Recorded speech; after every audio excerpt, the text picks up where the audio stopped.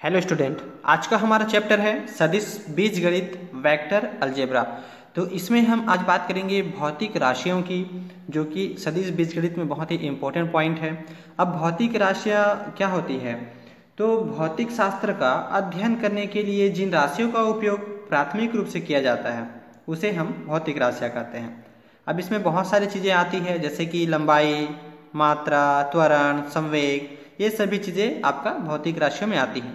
इसे दो भाग में विभाजित किया गया है, जैसे कि आपका इसमें दिखाया जा रहा है। दो भाग कौन कौन से हैं? तो पहला है आपका अदिश और दूसरा है आपका सदिश। तो अदिश और सदिश क्या होता है? अदिश का मतलब होता है जिसकी कोई दिशा नहीं होती है, और सदिश का मतलब है जिसकी एक निश्चित दिशा होती है। तो अदिश ऐसा राशि है जिसकी कोई दिशा नहीं है, जैसे कि लंबाई, मात्रा, समय, तापमान। अब लंबाई आपका कहीं भी हो सकता है, इसमें कोई दिशा नहीं होता है। लंबाई मतलब लंबाई, चाहे वो आपका किसी भी दिशा में हो सकता है, लेकिन उसकी कोई परमानेंट दिशा नहीं है। वैसे ही मात्रा यानी कि वजन, अब वजन का कोई दिशा तो नहीं होता है। इसी तरह समय, तापमान। फिर है सदिश राशियाँ, जिसकी एक निश्चित दिशा होती है, उसे हम बोलते हैं सदिश। यानी कि उदाहरण स्वरूप हमारा देखो, वेग। वेग क्या है? एक निश्चित दिशा में क्या करती है? गति करता है, तो हम उसे बोलेंगे सदिश राशि। वैसे ही त्वरण वेग से संबंधित होता है, एक निश्चित दिशा होती है। संवेग में एक दिशा होती है। इसी तरह और भी बहुत सारे उदाहरण होता है, आघूर्ण जैसे। तो ये आप सभी चीज़ें क्या है? आपका सदिश राशियाँ होती है। अब हम समझते हैं सदिश राशियों का संकेतन। सदिश राशियों के संकेतन को समझने के लिए हम एक आपका रेखाखंड ले लिए हैं। रेखाखंड आपका देखिए, इसका नाम रख देते हैं O, और ये आपका P। अब O से P एक रेखाखंड है। अब इसका क्या नाम रख देते हैं? एक निश्चित दिशा में क्या कर रहा है? गति कर रहा है। सदिश राशियों का संकेतन है, दिशा होती है, तो ये आपका हो गया दिशा। अब इस दिशा का नाम क्या है? आपका A रख देते हैं। अब इसको हम प्रमोट या दिखाने के लिए इसको एक दिशा का यहाँ पर चिन्ह लगा देते हैं। ये आपका दिशा सूचक चिन्ह है। अब देखिए, सदिश राशियों को मोटे अक्षरों यानी कि इस तरह से हम जो भी, जैसे कि यहाँ पर ए लिखा गया है, तो हम ए को क्या कर सकते हैं? ये आपका सिंपल लिखा है, इसी को हम मोटे यानी कि डार्क में हम इसको क्या कर सकते हैं? दिखा सकते हैं। ये आपका सदिश का पहचान है, डार्क में होना। वैसी आपका और भी बहुत सारी चीज़ें हैं, जैसे कि हम इसको सदिश को ए सदिश के रूप में लिख सकते हैं। साथ ही साथ आपका इसको लिख सकते हैं ए का बार, बार के जैसे दिखता है, ये भी एक सदिश ही है आपका, इसे सदिश पढ़ेंगे। और ये सभी ए का ही एक रूप है। इस प्रकार हम इसको ए के साथ तीर लगाकर इसको सांकेतिक रूप से प्रयोग करते हैं। फिर हम देखते हैं सदिश का मापांक। अब सदिश का मापांक क्या है कि धनात्मक संख्या जो किसी सदिश राशि के परिमाण को मापती है, उस सदिश राशि का मापांक कहलाती है। अब जैसे कि हम यहाँ पर एक ए सदिश ले लेते हैं। अब ए सदिश को हम मापांक के रूप में किस तरह लिखेंगे? तो ये आपका मापांक का ये चिन्ह है, इसको हम क्या करेंगे? मापांक पढ़ेंगे, या हम इसको मॉड भी बोल सकते हैं, या मॉड ए सदिश, ऐसा भी हम इसको पढ़ सकते हैं।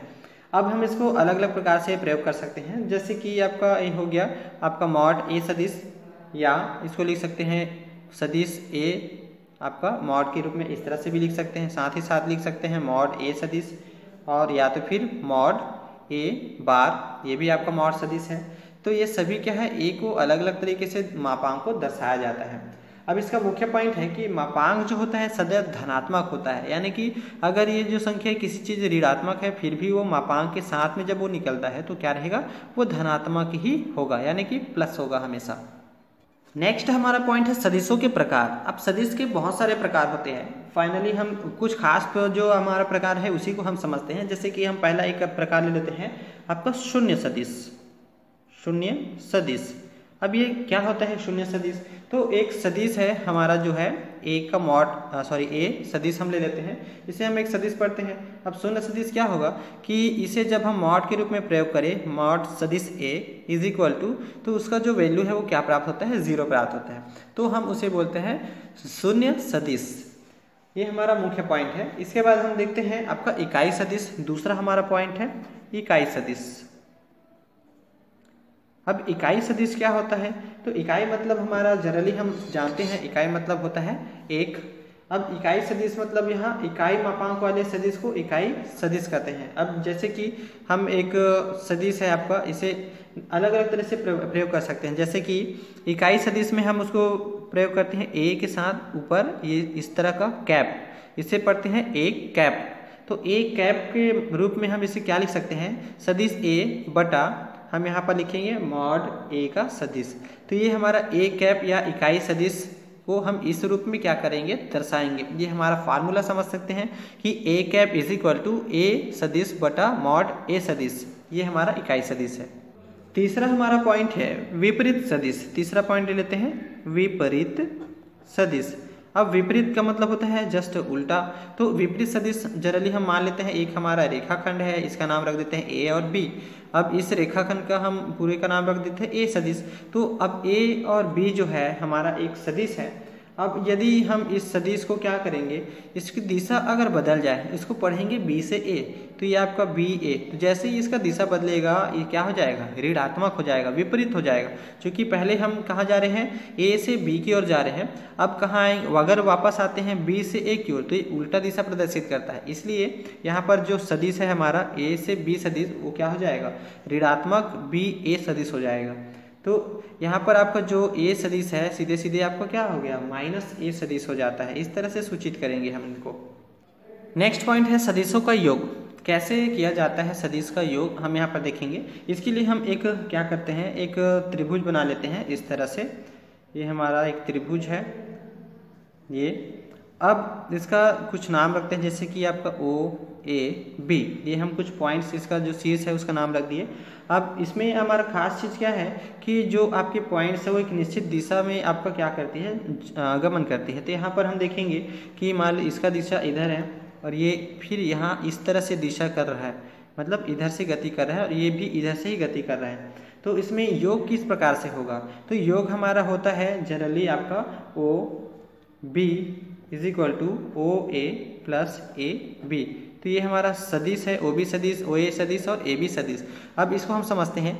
देखिए यहाँ पर आपको क्या है, जो सदिश आपका जिधर गति कर रही है, तो यहाँ पर हमें ध्यान देना है ये क्या कर रहा है, ये सीधे दिशा में गति कर रहा है। यानी कि हमारा जो ये जो दिशा में गति कर रहा है, तो इन दोनों का योग जो विपरीत दिशा में गति कर रहा है भुजा, उसके बराबर होता है।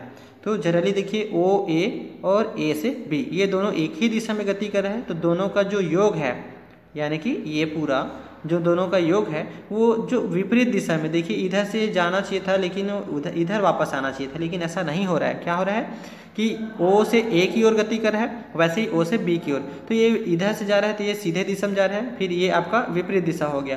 तो यही है कि ओ ए प्लस ए बी दोनों का योग जो है ओ बी के बराबर होगा। तो ये आपका दर्शाता है सदिशों का योग कैसे होता है, और यह सदिश योग का त्रिभुज नियम भी कहलाता है।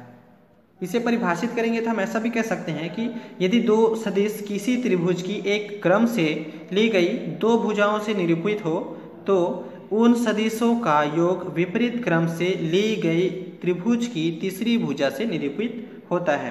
तो ये हमारा खास पॉइंट है सदिशों का योग।